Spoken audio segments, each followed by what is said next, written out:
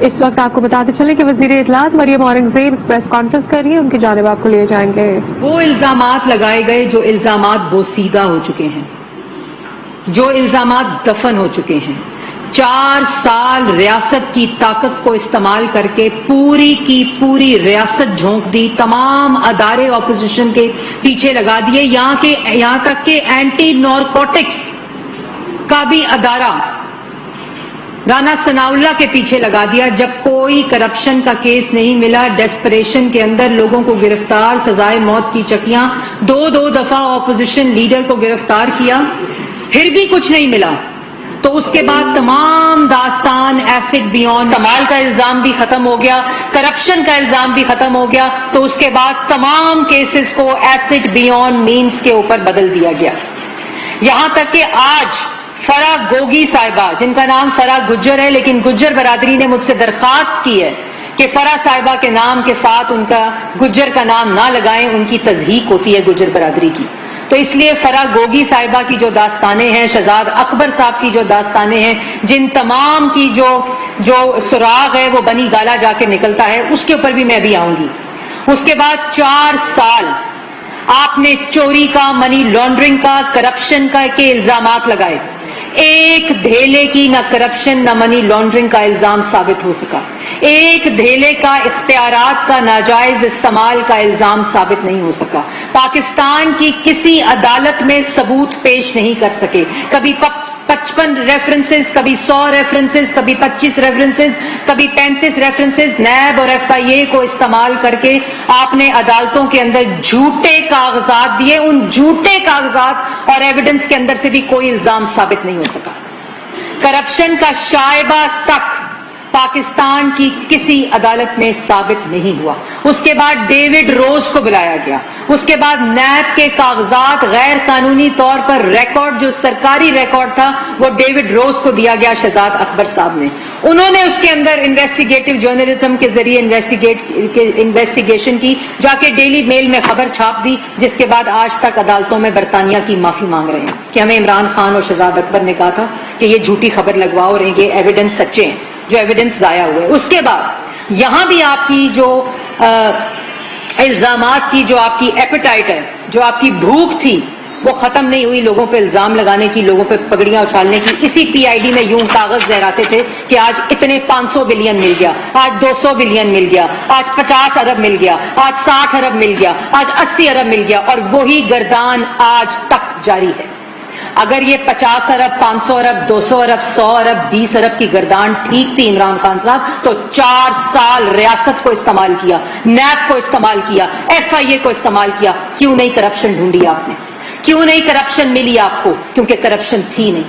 اس کے بعد آپ نے نیشنل کرائم ایجنسی کو FIA اور نیب کا سارا ریکارڈ بھیجا، پاکستان مسلم لیگ نون کی ساری قیادت کے آپ نے ایویڈنسز دیے، شہباز شریف کے خلاف آپ نے، اور شریف فیملی جس NCA کے ریفرنس کے اندر نواز شریف، مریم نواز، شہباز شریف، حمزہ شہباز، سلمان شہباز، سب کی انویسٹیگیشن کروائی، اس NCA کے اندر بھی آپ نے ان کو نیب اور FIA سمجھ لیا تھا۔ نیشنل کرائم ایجنسی میں آپ نے ثبوت بھیجے، ایک دھیلے کی کرپشن، ایک دھیلے کی منی لانڈرنگ آپ ثابت نہیں کر سکے۔ نیشنل کرائم ایجنسی نے برطانیہ کی کورٹ میں فیصلہ آیا کہ کسی قسم کی مس یوز آف اتھارٹی، کوئی منی لانڈرنگ، کوئی کرپشن، کسی قسم کا جو یہ الزام لگا رہے ہیں وہ سب جھوٹ ہے، کچھ ثابت نہیں ہوا۔ اللہ تعالیٰ نے وہاں سے بھی سرخرو کیا، اور آج جب اقتدار میں نہیں رہے، جب نالائق، نااہل، چور، کرپٹ ٹیل ٹولے کو پاکستان کی عوام نے پارلیمنٹ سے اٹھا کے باہر پھینکا ہے، یہ پاکستان کی تاریخ میں پہلی دفعہ ہوا ہے کہ پاکستان کی عوام نے اپنے ریپریزنٹیٹیوز کے ذریعے، اپنے نمائندوں کے ذریعے ووٹ کا استعمال کرتے ہوئے ایک چور، کرپٹ، نالائق، نااہل وزیر اعظم کو پارلیمان سے مسترد کر کے باہر پھینکا ہے۔ لیکن پھر بھی آپ آئین شکنی کرتے رہے، اس کرسی کے ساتھ چمٹنے کی کوشش کرتے رہے، پھر پنجاب میں اس کرسی کے ساتھ چمٹنے کی کوشش کرتے رہے۔ اور کیوں کرتے رہے یہ میں پاکستان کی عوام کو آج بتاتی ہوں۔ اس لیے کرتے رہے کہ دوسروں پر تو کرپشن کے الزام لگاتے تھے، تو الزام ثابت نہیں کر سکے کیونکہ کرپشن ہوئی نہیں۔ اور ابھی 20 دن ہوئے اقتدار چھوڑے ہوئے، ہر روز کرپشن کا اسکینڈل سامنے آتا ہے, ہر روز لوٹ مار کا اسکینڈل سامنے آتا ہے, ہر روز فرنٹ پرسن سامنے آتے ہیں, ہر روز بے نامی سامنے آتے ہیں. آج کہتے ہیں فرا گجر صاحبہ جو ہیں ان پر کوئی کیس نہیں بنتا, کسی کو بھی دکھا لیں, کیونکہ وہ کوئی آفس ہولڈر نہیں تھی. مریم نواز کیا تھی؟ کون سی آفس ہولڈر تھی؟ اور جو آفس ہولڈر تھے, جو ان پر الزام لگاتے رہے ہو 4 سال, جو ان کو سزائے موت کی چکیوں میں رکھتے رہے ہو, جو ان کے اوپر ہیروئنوں کے پرچے ڈالتے رہے ہو, کون سا الزام ثابت کر سکے ہو؟ اور آج فرا گجر جو ہے وہ فرا گوگی جو ہے وہ بہت معصوم ہے. پنجاب میں تمہاری فرنٹ پرسن تھی, اور کہتے ہو کہ جو اس کے اندر اثاثوں میں جو اضافہ ہوا ہے 4 سال, اربوں کا اضافہ ہوا ہے, کوئی کروڑ اور 200 کروڑ اور 100 کروڑ کا نہیں, اربوں کا اضافہ ہوا ہے تمہاری فرنٹ پرسن کے اثاثوں کے اندر. آفس ہولڈر نہیں تھی, وہ تمہاری فرنٹ پرسن تھی, جو پنجاب میں کوئی تقرری ہو, کوئی منصوبہ ہو, کوئی ٹرانسفر ہو, کسی قسم کی تانیاتی ہو, پیسے لے کے لوگوں کو لگاتی تھی. اس لیے تم نے پنجاب میں بزدار کو وزیر اعلیٰ بنایا ہوا تھا. تم جانتے تھے بزدار کو وزیر اعلیٰ پنجاب بنانے سے پہلے؟ تمہیں کوئی پتا تھا کہ بزدار صاحب ہیں کون؟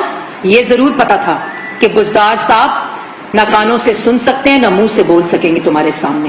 اس لیے فرا گجر کو وہاں پلانٹ کیا گیا. ادھر پرائم منسٹر انکلیو میں, پرائم منسٹر ہاؤس کے اندر ایسٹ ریکوری یونٹ نہیں تھا, وہ ایسٹ میکنگ یونٹ تھا تمہارا, جس میں تم نے شہزاد اکبر کو پلانٹ کیا ہوا تھا. آج کدھر ہے شہزاد اکبر؟ وفاق میں جو تمہارے فرنٹ پرسن تھے عمران خان صاحب کدھر ہیں؟ آج دوسروں پہ الزام لگاتے ہو. 4 سال اقتدار میں تھے, کیوں نہیں تم نے کرپشن ثابت کی؟ اور پھر گاڑیوں کا الزام. تم واحد وزیر اعظم ہو جس نے توشہ خانہ کے تحائف بیچے. تم واحد وزیر اعظم ہو جنہوں نے دوست ممالک نے تمہیں تحفے دیے, تم نے ان کے ملکوں میں بیچے. آپ واحد وزیر اعظم ہیں جس نے وہ تحفوں کو ریٹین کرنے کے لیے ان کی پرسنٹیج 50% پہ کرنی تھی, 20% کے اوپر ریٹین کر کے اس کے بعد اس کو 50% پہ کیا. یہ ہے اختیارات کا ناجائز استعمال, کہ لو تم 3 کروڑ کی, بیچو تم کروڑوں کی. کبھی 18 کروڑ, کبھی 22 کروڑ, کبھی 25 کروڑ. اور وہ کروڑ آئے کہاں سے؟ وہ فرا گوگی نے آپ کو دیے. وہ کروڑ آئے کہاں سے؟ وہ شہزاد اکبر نے ایسٹ میکنگ یونٹ میں پیسے کما کر آپ کو دیے. چینی سکینڈل بناؤ تو ملوں سے پیسے کھاؤ, آٹا سکینڈل بناؤ تو آٹے کی ملوں سے پیسے کھاؤ. پنجاب کے اندر سکینڈل بناؤ تو فرا گجر گوگی کے ہاتھوں پیسے بنا کر آپ کے بنی گالا میں جمع کراؤ. یہ تھے آپ کے کرتوت, یہ تھے امال نامے. اور جن گاڑیوں کا الزام لگاتے ہو, میں آپ پاکستان کی عوام کو بتانا چاہتی ہوں کہ جو پرائم منسٹرز ہوتے ہیں وہ قانون کے مطابق گاڑیاں رکھ سکتے ہیں اپنی سیکیورٹی کے لیے, یہ قانون موجود ہے. لیکن عمران خان صاحب نے اسی طرح یہ گاڑی, یہ جو میں آپ کی اسکرین پر دکھا رہی ہوں, BMW X5 اس کا نام ہے, اور اگر بومب پروف اور بلٹ پروف اور سیکیورٹی انہانسمنٹ کر دیں تو یہ X6 بنتی ہے.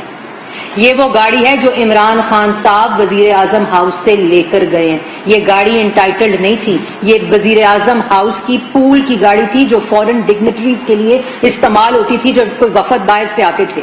انہوں نے کہا مجھے یہ گاڑی چاہیے, کیونکہ توشہ خانہ کے طول ہو گئے, گفٹ لے گئے, بیچ بھی دیے, کروڑوں میں بیچ دیے, وہ بھی میں ابھی آ رہی ہوں. انہوں نے کہا مجھے یہ BMW چاہیے, اور اس کو بومب پروف, بلٹ پروف.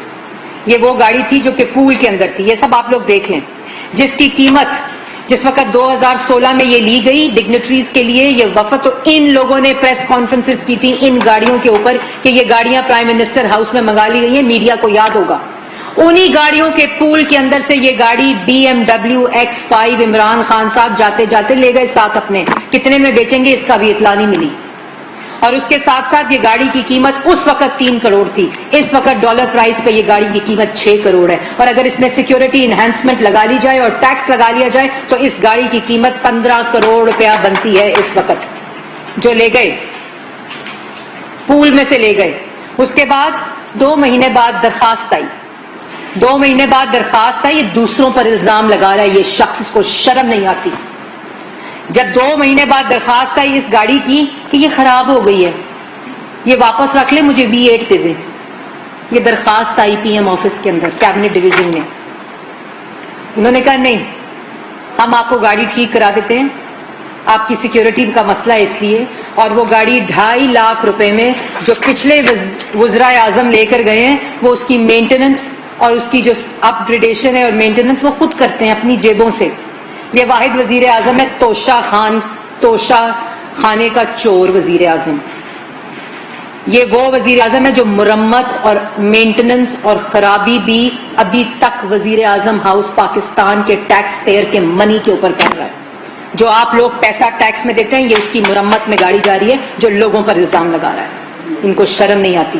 اس کے بعد جو اور یہ بھی بتا دوں کہ یہ قانون موجود تھا ان کی زبان بندی کے لیے بتا رہی ہوں. اتنی چھوٹی بات جو ہے وہ نواز شریف وزیر اعظم جو ملک کا 3 دفعہ رہا ہے ان کے بارے میں اس کے ساتھ جوڑنے کا میرا دل نہیں کرتا, لیکن ان جھوٹوں کے لیے بتا رہی ہوں پاکستان کی عوام کو. یہ قانون ہونے کے باوجود وزیر اعظم نواز شریف نے کوئی گاڑی نہیں لے کر گئے اپنے ساتھ جو وہ گاڑی لے جا سکتے تھے. یہ اتنے بڑے چور ہیں. پھر توشہ خانہ کی گھڑیاں تو بیچی ہی بیچی. یہ وہ پسٹل ہے جو ان کو دی گئی. میں یہ ذرا چھپا دیتی ہوں کہ جو ڈپلومیٹ ہیں ان کے ساتھ چوروں کے ساتھ ان کا نام نہ آئے. یہ وہ پسٹل ہے جو پسٹل دی گئی توشہ خانہ میں ڈکلیئر نہیں ہوئی, اسمگل ہو کر آئی پاکستان. یہ وہ تحفہ ہے جو اسمگل ہو کر آئی پاکستان اور اس وقت عمران خان کے پاس ہے, توشہ خانہ میں ڈکلیئرڈ نہیں ہے. یہ وہ چور ہیں جو شاید جاتے جاتے وزیر اعظم ہاؤس کے ڈرائنگ روم کی صوفوں کی گدیاں بھی لے گئے ہوں کیونکہ صوفے اٹھائے نہیں جا سک رہے تھے, جنہوں نے وزیر اعظم ہاؤس کو یونیورسٹی بنانا تھا. یہ وہ تحفے ہیں جو ڈکلیئرڈ نہیں ہے. ابھی آئیں گے, ابھی سے چیخیں نکلنے لگ گئی, ابھی تو کچھ چیزیں سامنے آئی ہیں, ابھی ثبوتوں کے ساتھ آئیں گے. تمہاری طرح الزام تراشی نہیں ہوگی انشاءاللہ. ایک ایک روپیہ پاکستان کی عوام کا جو تم نے چوری کیا ہے اس کا حساب لیا جائے گا. اور جس پر الزام لگا رہے ہو شہباز شریف کے اوپر, پہلے نواز شریف پر الزام لگاتے تھے تو کیا نکلا؟ اقامہ. پینما اور کرپشن کے اوپر 3 دفعہ کے وزیر اعظم کو نہیں ہٹایا گیا, پوری ریاست کی مشینری کو جھونک دیا گیا. پھر بھی کیا نکلا؟ ایک کاغذ اقامہ. نہ کوئی کرپشن, نہ کوئی منی لانڈرنگ, نہ کسی قسم کا جو تم الزام لگاتے تھے وہ نواز شریف کے اوپر ثابت نہیں ہوا. اس کے بعد شہباز شریف پر الزام لگایا, گندا نالا میں, صاف پانی میں, آشیانہ میں. اس کے بعد میٹرو میں تم نے منصوبے نہیں چھوڑے. ڈیفٹ کے پروجیکٹ, زلزلے کے پیسوں, جب وہ وزیر اعلیٰ بھی نہیں تھے آپ نے الزامات لگائے. ایک دھیلا تم ثابت نہیں کر سکے چوری کا. آج تم اسی طرح الزام تراشی کرتے ہو اور تم سمجھتے ہو پاکستان کی عوام آپ کی بات مان لے گی. پاکستان کی عوام آپ کے گلے میں جوتوں کے ہار پہنائے گی. آپ سے سوالوں کا جواب دو کہ 1 کروڑ نوکری عوام اور نوجوانوں کی کدھر ہے؟ 50 لاکھ گھر کدھر ہیں؟ IMF کے اندر جو سخت شرائط رکھی, آج جس کی وجہ سے مہنگائی ہے وہ تمہاری وجہ سے.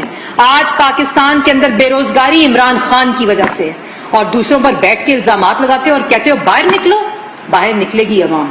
آپ نے جو مئی کے آخر میں اعلان کیا نا, اصل میں آپ کی سیاسی زندگی جو دفن ہونے جا رہی ہے نا, سیاست آپ کی منفی, یہ اس کا اعلان ہے. کیونکہ پاکستان کی عوام چوروں کے, جھوٹوں کے, کرپٹ ٹولے, مافیاز اور کارٹلز کے درمیان میں تفریق سمجھ چکی ہے کہ کون پاکستان کی عوام کو خوشحالی دے سکتا ہے, ترقی دے سکتا ہے. ابھی صرف 2.5 ہفتے ہوئے عمران خان صاحب, چیخیں کیوں نکل رہی ہیں؟ اور یہ جو آج کی پریس کانفرنس تھی نا,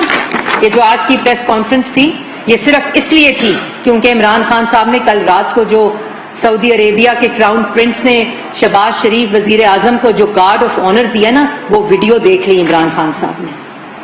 تو وہ جو مرچیں لگی, کیونکہ 4 سال اقتدار پر رہے, تمام مسلم ممالک کے ساتھ لڑائیاں کی, تمام مسلم ممالک کے جو سربراہان تھے ان کے دل خراب کیے, کیونکہ عادت سے مجبور تھا. خارجہ پالیسی کے اوپر بھی اپنی وہی منفی سیاست کو ترجیح دی. اور جب رات کو ویڈیو دیکھی تو چیخیں تب نکلی تھی. اصل میں آج کی پریس کانفرنس جو ہے وہ کل کی جو گارڈ آف آنر, اور آج تکلیف اس بات کی ہے کہ جو پریس ریلیزیں آ رہی ہیں, جو 2.5 ہفتے میں مبارکباد آئیں شہباز شریف صاحب کو, تمام مسلم ممالک, یورپین ممالک اور جو برطانیہ کی ممالک ہیں اور پوری دنیا سے جو مبارکباد آئیں, اس کی تکلیف ہے کہ اگر 2.5 ہفتے میں یہ ہو سکتا ہے تو 1.5 سال میں کیا ہوگا. اور جو 2.5 ہفتے میں آٹا, چینی, گھی سستا ہوا, آج تک یہ جس مہنگائی کی چکی میں پاکستان کی عوام کو جھونک کر چلے گئے ہیں, جو لوڈ شیڈنگ ہو, جس قسم کی جو IMF کے ساتھ شرائط ہیں, وہ دستخط عمران خان کی حکومت نے کیے تھے ان شرائط کے اوپر. جس کی وجہ سے آج ملک میں مہنگائی ہے. جو ہم کوشش کر رہے ہیں, جو وزیر اعظم شہباز شریف دن رات محنت کر کے یہ کوشش کر رہا ہے کہ چیزیں مہنگی نہ ہوں, ان کے ان دستخطوں اور شرائط کی وجہ سے, ان کی نالائکی کی وجہ سے, ان کی نااہلی کی وجہ سے, ان کے جھوٹوں کی وجہ سے, ان کی چوری کی وجہ سے جو آج ملک کے اندر مہنگائی ہے, اور ہم حتی الامکان کوشش کر رہے ہیں کہ اس کے اثرات پاکستان کی عوام تک نہ آئیں, اور اللہ تعالیٰ ہمیں ہماری مدد فرما رہا ہے. اس لیے 27 پاور پلانٹس بند ہوں, یونٹس جو 2.5 ہفتے میں چل پڑے اور پاکستان کی عوام کو بجلی ملنے لگ جائے. یہ 2.5 ہفتے میں ہوا. 4 سال کی میٹرو چل گئی 2.5 ہفتے میں, جو تم 4 سال نہیں چلا سکے. آج فیض آباد ہو, پنڈی ہو, روات ہو, اسلام آباد ہو, پشاور موڑ ہو, لوگ ایئرپورٹ جا رہے ہیں جو 3-3 ہزار کرایہ دیتے تھے. اور تم سمجھتے ہو کہ تمہارے الزامات لگانے سے پاکستان کی عوام یہ سمجھے گی کہ تم جو باتیں کر رہے ہو وہ تم ٹھیک کر رہے ہو. پھر مدینہ کی ریاست کے دعوے دار تھے, تم مدینہ کی ریاست کے دعوے دار تھے, اور تم اپنا گند, اپنی ذہنیت کا گند اٹھا کے مدینہ لے گئے. تم نے وہاں لوگوں کو اکسایا, وائلنس انسائٹ کیا, اور وہاں چھوڑ دیں میں کون ہوں, چھوڑ دیں کہ میں میرا کیا تعلق ہے, میں کیا ہوں. آپ نے مسجد نبوی میں ایک خاتون کو گالیاں پڑھوائی. مسجد نبوی کو آپ نے اپنی سیاست کے لیے استعمال کیا. فائدہ کیا ہوا؟ الٹا پڑ گیا, کیونکہ وہ نبی کا گھر تھا صلی اللہ علیہ وآلہ وسلم. اور میں نے وہاں بھی درود شریف پڑھ کے ان کی ہدایت کی دعا کی جس وقت مجھے یہ گالیاں دلوا رہے تھے. آپ نے وہاں یہ وائلنس انسائٹ کر کے اپنے تو ان 4 لوگوں کو راتوں رات برطانیہ کی فلائٹ پر واپس لندن بھیج دیا, اور ان غریبوں کو جن کو آپ نے اکسایا سعودی عربیہ کا قانون توڑنے پہ, جو آپ نے وہاں وائلنس اور ہیٹریڈ اکسایا, ان لوگوں کو اگر ان کو آج وہ گرفتار ہوئے, عمران خان کی وجہ سے گرفتار ہوئے, کیونکہ یہ سبق, یہ پوری کی پوری پلاننگ عمران خان کے حکم پر ہوئی تھی. اور میں وہاں موجود تھی. معاملہ اللہ تعالیٰ پہ چھوڑا ہے. میں نے خود دیکھا کہ وہ لوگ اشارے کر کر کے نعرے لگوا رہے تھے مسجد نبوی کے اندر. میں نے خود دیکھا وہ لوگ اشارے کر کر کے گالیاں پڑھوا رہے تھے خاتون کو مسجد نبوی کے اندر, جہاں اونچی آواز میں بولنا, جس کے اوپر میں نے وہ آیت بھی کی ہے کہ کیا پتا تمہیں پتہ بھی نہ چلے کہ تمہارے جو اعمال ہیں اور جو تمہارے انعام ہیں وہ خارج ہو جائیں, اور تمہیں اس بات کی خبر نہ ہو. جب وہ تعمیر ہو رہی تھی تو پتھر دور جا کے توڑا کرتے تھے کہ یہ حضور صلی اللہ علیہ وآلہ وسلم یہاں سو رہے ہیں. تم نے اس جگہ کے اوپر اپنی منفی سیاست اور جھوٹ بولتے ہو کہ پلاننگ نہیں ہوئی تھی. میں نے اپنی آنکھوں سے دیکھا کہ یہ لوگ اشارے کر کر کے نعرے لگوا رہے تھے, گالیاں پڑھوا رہے تھے, اور پھر میرے پیچھے آنے کو کہہ رہے تھے اور ویڈیوز بنوا رہے تھے جان بوجھ کر. یہ سب کچھ پلاننگ کے تحت ہو رہا تھا, اور تم کہتے ہو کہ میں نے نہیں کیا اور میں کیوں کروں گا. تم اس لیے کرو گے کہ تمہاری ذہنیت ہی یہی ہے. تم نے مدینہ کی ریاست کا نام لے کر لوگوں میں بھوک, افلاس, بے روزگاری اور ملک میں معاشی تباہی کی, کشمیر فروشی کی. تمہاری اصلیت ہی یہی ہے جو تم نے کارنامے کیے ہیں. اور انشاءاللہ آپ کو پتہ چلے گا کہ اس کا جو مکافات عمل ہے وہ کیا ہوتا ہے. اور یہ جو وہاں آج اس قانون کے شکنجے میں آئے ہیں اور جو ان کے پاسپورٹ کینسل ہو رہے ہیں, یہ آپ کی وجہ سے ہو رہے ہیں عمران خان صاحب, کیونکہ آپ نے یہ جو حرکت وہاں کی ہے, یہ آپ کو اس کا پتہ چل جائے گا اس کے کیا اثرات ہیں. اور ایک اور بات میں کہنا چاہتی ہوں کہ مسجد نبوی کی تاریخ میں یہ اس طرح کی بے حرمتی کا ذکر تک نہیں سنا ہم نے. اور وہاں انہوں نے خاص طور پہ لوگوں کو بھیجا جب ان کو شہباز شریف صاحب کا پتہ چلا, جہاں وہاں پوری پلاننگ ہوئی. اس کی ویڈیوز بھی آپ نے دیکھ لی. اس کے علاوہ جو میں نے اپنی آنکھوں سے دیکھا وہاں, یہ پورا ایک پلان کے ذریعے ہوا. وہاں اشارے کیے گئے, وہاں ڈفرنٹ بلاکس میں ڈفرنٹ لوگوں کی ڈیوٹیاں تھیں. میں نے ان آنکھوں سے دیکھا وہ اشارے کرتے تھے, نعرے بلند ہوتے تھے وہاں جب نماز کا ٹائم تھا. اور یہ وقت اس وقت پہلے انہوں نے کہا کہ مسجد نبوی کی جگہ نہیں تھی, یہ باہر تھی. یہ مسجد نبوی کے اندر تھا. لوگ روزہ کھول رہے تھے, اذان کا وقت قریب تھا جب انہوں نے یہ حرکت کی. اور یہ اس وقت مسجد نبوی کے اندر یہ بات تھی, ساری واقعہ پیش آیا. اس کے بعد 4 سال کشکول لے کر در در پھرتے رہے, اور آج یہ صرف ابھی 2 مسلم ممالک کے ساتھ وزیر اعظم شہباز شریف صاحب کے جو وفد ہے وہ گیا ہے. اور آپ نے دیکھا ہے کہ سعودی عربیہ کی جو پریس ریلیز ہے، پہلی دفعہ پاکستان اسٹریٹجک پارٹنرشپ کی طرف جا رہا ہے، اور جو ڈپازٹ کے اندر آگمنٹیشن ہے $3 بلین والی، اس کے علاوہ